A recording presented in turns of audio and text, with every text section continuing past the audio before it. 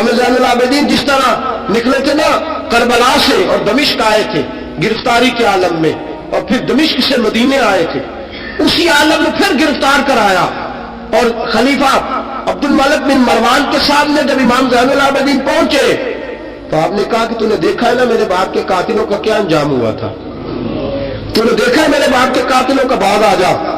اس نے کہا کہ یزید کے پاس طاقت تھی، اس نے آپ کو گرفتار کرا لیا تھا، اب میرے پاس طاقت ہے، میں نے بھی گرفتار کرا لیا ہے۔ میرے امام کا ایک ہی بیٹا حضرت امام زین العابدین، ان کے 6 بیٹے کتابوں میں آتے ہیں، کم اور زیادہ کی روایتیں بھی ملتی ہیں۔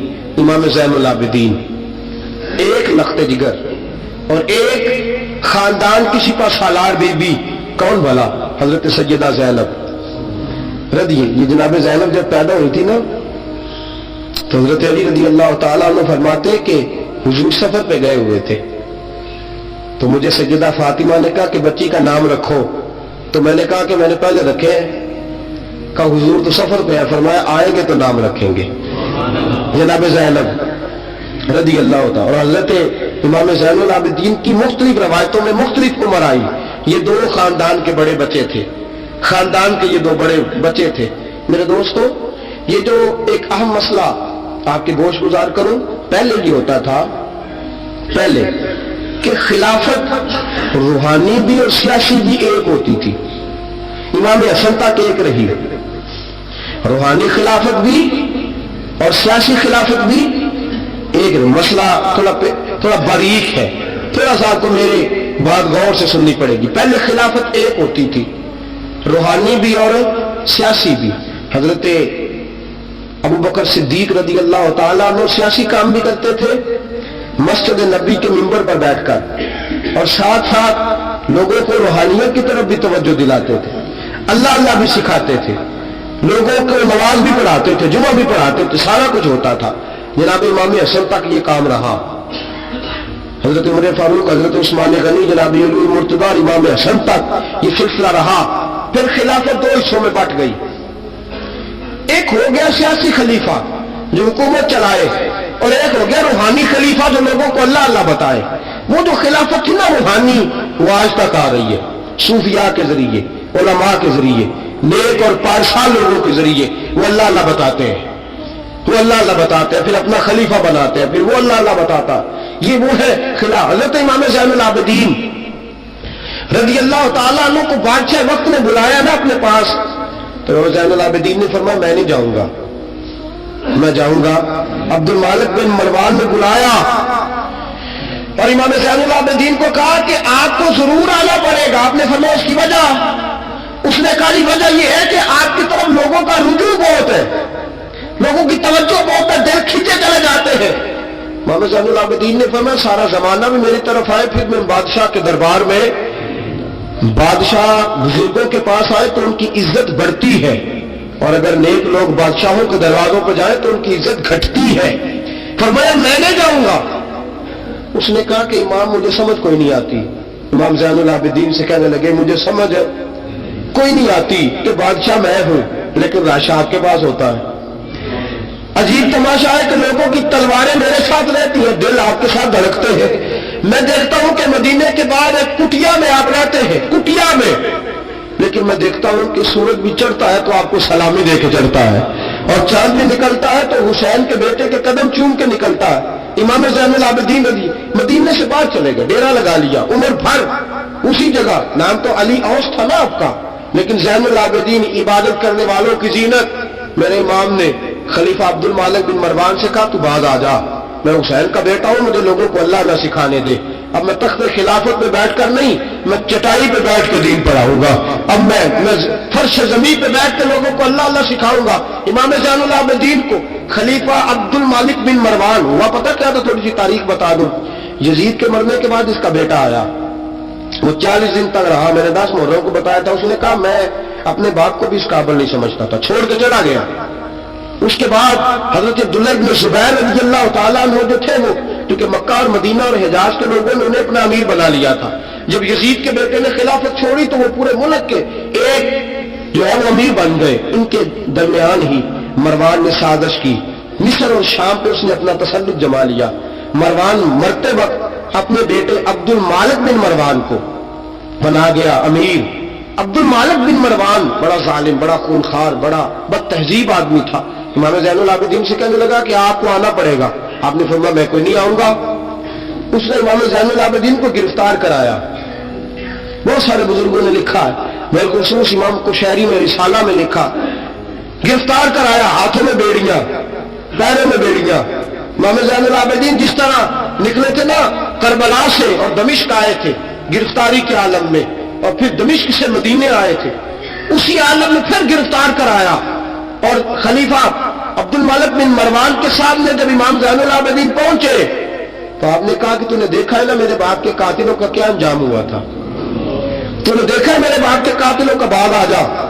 उसने कहा कि यजीद के पास ताकत थी, उसने आपको गिरफ्तार करा लिया था, और मेरे पास ताकत है, मैंने भी गिरफ्तार करा लिया है। इमाम ज़ैनुल आबिदीन से कहने लगा आपके पास ताकत है तो दिखाइए,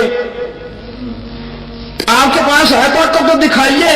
इमाम ज़ैनुल आबिदीन रज़ियल्लाहु ताला अन्हु ने फरमाया तुझे कहा चैलेंज न कर, मैं दरवेश हो गया हूं, एक तरफ लग गया हूं, एक कोने में जाकर बैठ गया हूं, मदीने से बाहर जाके मैंने डेरा लगाया, बस मुझे छेड़ मत, मुझे अपना काम करने दे, मुझे लोगों को दीन सिखाने दे, अल्लाह अल्लाह बताने दे, तू जान, तेरी हुकूमत जाने, तेरी सल्तनत जाने, मैं तेरे काम में दखल नहीं देता, तू मेरे काम में दखल न दे, मुझे अल्लाह अल्लाह करने दे, अल्लाह अल्लाह कराने दे। कहने लगा मेरे पास ताकत है, मैंने गिरफ्तार कर लिया है। इमाम ज़ैनुल आबिदीन रज़ियल्लाहु ताला अन्हु के हाथ और पांव में बेड़ियां थी। इमाम ज़ैनुल आबिदीन की जुबान से निकला अल्लाह अल्लाह अल्लाह। तीसरी दफा जब आपकी जुबान से अल्लाह निकला सारी बेड़ियां टूट के जमीन पे गिर गई। इमाम ज़ैनुल आबिदीन के लिए उठने लगा, फरमाया बैठ जा जमीन पे। खलीफा जमीन पे बैठा। इमाम ज़ैनुल आबिदीन रज़ियल्लाहु ताला अन्हु निकले। मुझे न कहना रवायत ज़ईफ है, रवायतें ज़ईफ होती हैं, अकीदे मजबूत होने चाहिए। हजरत इमाम ज़ैनुल आबिदीन पलटे और पलट के कहने लगे ताकत पहले भी हमारे पास थी, ताकत आज भी हमारे पास है। जब रब कहता है हम इस्तेमाल नहीं करते, और जब कह देता है तो हम इस्तेमाल करना शुरू कर देते हैं। बस अल्लाह की रजा पे राजी।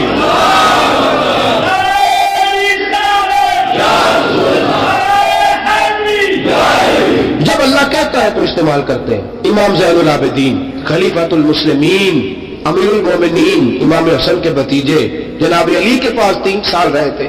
वो तो कट गए सारे, लेकिन मेरे इमाम ज़ैनुल आबिदीन अगरचे हुकूमत नहीं ली, लेकिन दिलों पे हुकूमत करते रहे, दिलों पे। यही खलीफा अब्दुल मलिक बिन मरवान, देखो कहते हैं जादू वो जो सिर चढ़ के बोले, और हकीकत छुप नहीं सकती बनावट के उसूलों से, और खुशबू आ नहीं सकती कभी कागज के फूलों से। पता होता है हमें सच क्या है झूठ क्या है। तवाफ़े काबा हो रहा है, तवाफ़े काबा, एक औरत बहुत बड़ी, उसने काबे में भी आके जुल्म करने शुरू कर दिए, लोगों को तंग करना शुरू कर दिया। एक बार याद रखना, मैं गया उम्रे पे, मुझे अल्लाह ने तौफीक दी है, लोग वहां जाके भी बाज नहीं आते, धक्के मारते हैं, बड़ा कुछ करते हैं, वो अल्लाह का घर है। अगर फजल ज्यादा है तो वहां गजब भी बड़ी जल्दी हो जाता है। वो बीबी बाज नहीं कहती थी मैं बहुत बड़े अमीर की बीवी हूं, खबरदार। तो करीब आया तो हजर अस्वद के करीब गई तो हजर अस्वद ने पकड़ लिया, दबोच लिया, पकड़ लिया, छोड़ते कोई नहीं, चिमट गई साथ, बुलाओ लोगों को, बड़ा कुछ किया, लेकिन हजर अस्वद छोड़ता। अल्लाह को हज की तौफीक दे, आमीन तो कह दे, अल्लाह को उम्रे पे ले जाए। ये जिस वक्त पता बंदे वो जाकर बहादुरी दिखाते हैं, मैं जब परा सटे 5-7 बंदे, मैं फिर चुमदा रहा बड़ा चोर, एक अकलमंदी की है, एक अकलमंदी वाली बात है।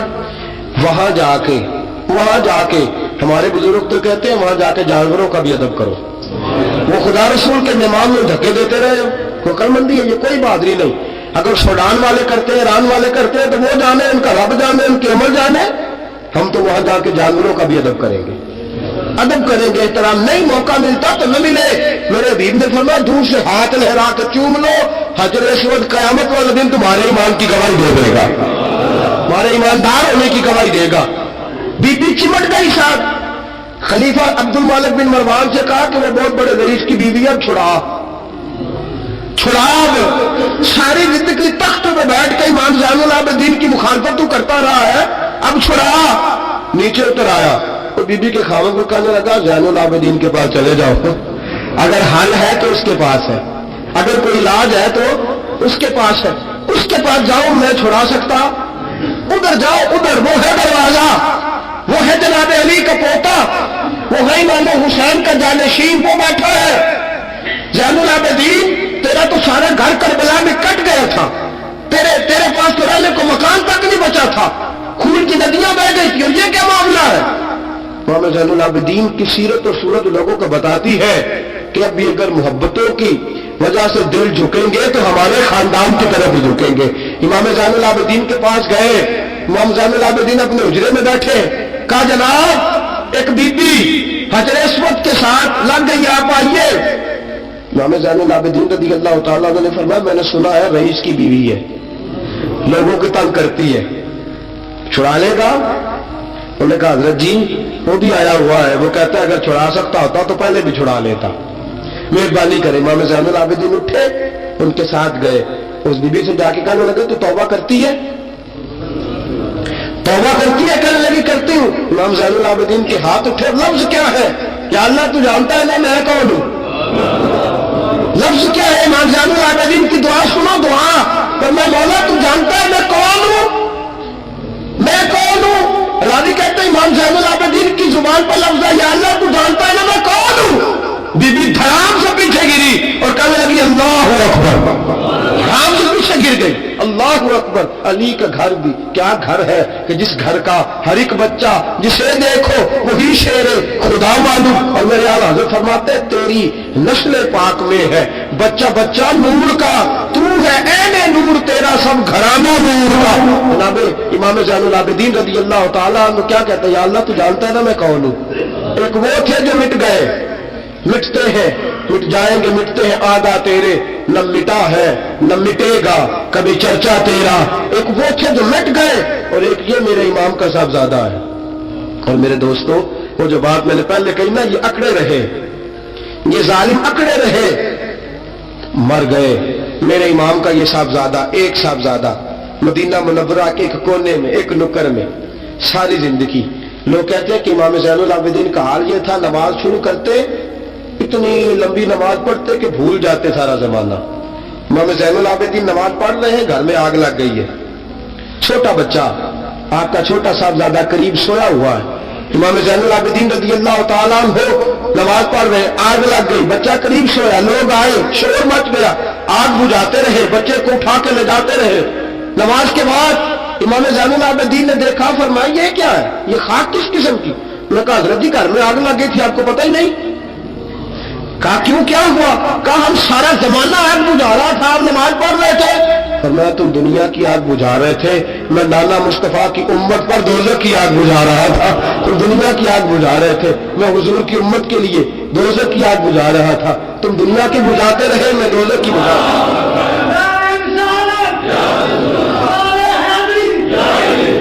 یہ امام زین العابدین ہے، وہ سارے مٹ گئے۔ اور یہ امام کیسی عاجزی، کیسی انکساری، حضرت امام حسن بصری، یہ خلیفہ ہیں امام زین العابدین کے بھی، اور خلیفہ ہے حضرت امام باقر کے بھی۔ امام باقر امام زین العابدین کے بیٹے ہیں، امام جعفر صادق ان کے پوتے ہیں۔ حضرت امام زین العابدین رضی اللہ تعالیٰ عنہ کے بارے میں حضرت حسن بصری فرماتے ہیں کہ رات کا سناٹا تھا، کعبے میں اس وقت اتنا راشن نہیں ہوتا تھا، میں قریب ہی ٹھہرا ہوا تھا، آدھی رات کا وقت ایک نوجوان کے رونے کی آواز آئی، یا اللہ میرے گناہ بخش دے، یا اللہ مجھے معاف کر دے، یا اللہ مجھے معاف کر دے، وہ چیختا۔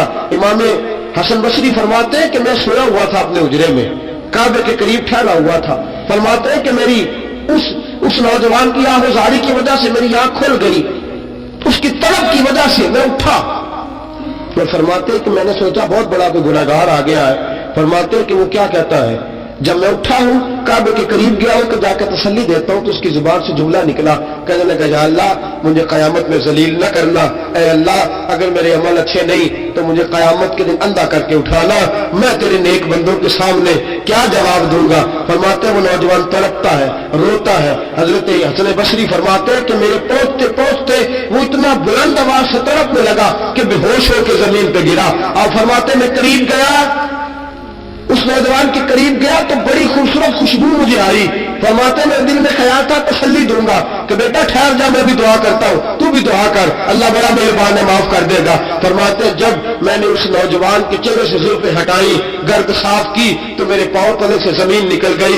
ये तो इमाम हुसैन का बेटा ज़ैनुल आबिदीन है, ये तो इमाम हुसैन के लख्त जिगर अलीउल मुर्तज़ा के जिगर पारे जनाब सैयदा फातिमा के नूर नजर है। ये तो हजरत शहर बानो शहजादी के बेटे हैं। इतनी आहोजारी, इतनी तड़प, इतनी बेचैनी, इतना अल्लाह से ताल्लुक। हजरत हसन बसरी फरमाते कि कदमों पे गिरा, पांव चूमे, इमाम ज़ैनुल आबिदीन की आंख खुली तो कहा हसन बसरी ना कर, तू बुजुर्ग है।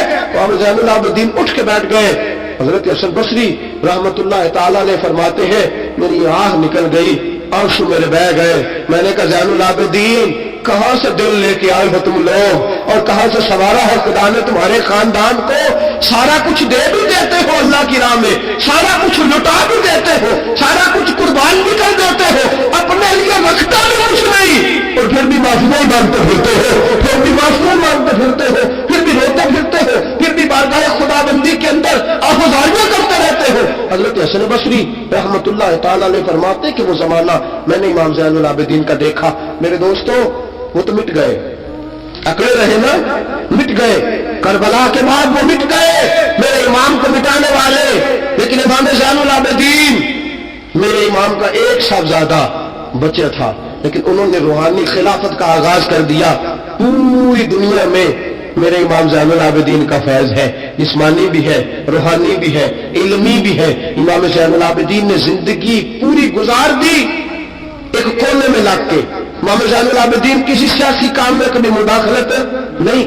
हजरत इमाम जाफर सादक का जमाना आया तो फिर बादशाह ने बुलाया इमाम जाफर सादक को, और ये इमाम जाफर सादक वो बुजुर्ग है कि हजरत इमाम आज़म अबू हनीफा रहमतुल्लाह अलैह इमाम जाफर सादक के मुरीद है, उनके मुरीद है, उनके खलीफा है। हजरत इमाम जाफर सादक को बुलाया, और जब सैयदना इमाम जाफर सादक रहमतुल्लाह अलैह रज़ी अल्लाह अन्हु पहुंचे तो आपने शानदार लिबास पहना, शानदार लिबास पहना, और आला किस्म का जुब्बा पहना, आला किस्म की पगड़ी बांधी, हाथ के अंदर असा पकड़ा, और हजरत इमाम जाफर सादक रज़ी अल्लाह ताला अन्हु कच्चे मकान से निकले, लेकिन जरा बावकार होकर निकले। दरबार बादशाह, दरबार खिलाफ में पहुंचे, अपनी खुंडी को, अपनी छड़ी को हिलाया। मैं क्यों बुलाया मुझे? वो बादशाह जिसने कहा था बुलाओ जरा, पता करता हूं क्यों मेला लगा रखा है। फिर भी बादशाह डरते रहते हैं, फिर भी डरते हैं कि अगर इन रूहानी लोगों ने इशारा किया तो सारी दुनिया इनके पीछे निकल पड़ेगी। बुलाओ, क्यों मेला लगा रखा है? जब बादशाह के सामने पहुंचे तो बादशाह देखा क्या बात है, क्यों बुलाया था मुझे? मैंने कहा जरूर गलती हो गई। आज के बाद इमाम जाफर सादक बाहर निकले तो बादशाह के हवारी कहने लगे तू बड़ी बातें करता था, डिंगे मारता था, बढ़ के मारता था, बुलाओ इमाम को पूछ लेता हूं क्या हुआ। कहने लगा यार पता नहीं क्या बात है, जब नहीं होते तो बात निकलती है, जब सामने आ जाते हैं तो मुंह के अंदर से जुबान बोलती नहीं है। जब सामने आते हैं तो क्या रोब है, क्या रोब है। असल उसे समझ नहीं थी कि तेरी नस्ल पाक में है बच्चा बच्चा नूर का, तेरी नस्ल पाक में है बच्चा बच्चा नूर का, तू है ऐने नूर, तेरा सब घराना नूर का। हजरत इमाम जाफर सादक बाहर निकले तो आपका खादिम घर जाकर कहने लगा इमाम साहब आला किस्म का लिबास, लोग बातें कर रहे थे, इतना बड़ा कीमती लिबास, लोग गुफ्तगू कर रहे थे। तो हजरत इमाम जाफर सादक ने कमीज उतारा, नीचे टाट का लिबास था, फरमाया ये जो ऊपर पहना है ये मखलूक को दिखाने के लिए है, और जो अंदर पहना है वो रब को दिखाने के लिए है। अंदर अल्लाह को दिखाने के लिए टाट का है, लेकिन मखलूक को दिखाने के लिए मैंने आला लिबास पहना है। इनके दिल में ख्याल ना है कि रसूल पाक के अहले बैत शायद कमजोर हो गए हैं, इसलिए डरते और सहमे हुए आते हैं। मेरे नबी के खानदान ने उस वक्त से लेकर ता तमे आखिरी आज तक एक पूरा किरदार अदा किया। सादात का दीन में एक पूरा किरदार रहा है, तहरीर के मामलात में, तकरीर के मामलात में, तदरीस के मामलात में सादात का पूरा किरदार रहा। वक्त गुजरने के साथ साथ कभी सैयद गौसे आजम की शक्ल में आए, और कभी सैयद मोइनुद्दीन चिश्ती अजमेरी की शक्ल में आए, और कभी सैयद अली हजवेरी दाता गंज बख्श की शक्ल में आए, और कभी ये सैयद हजरत शाह आले रसूल मारहलवी की शक्ल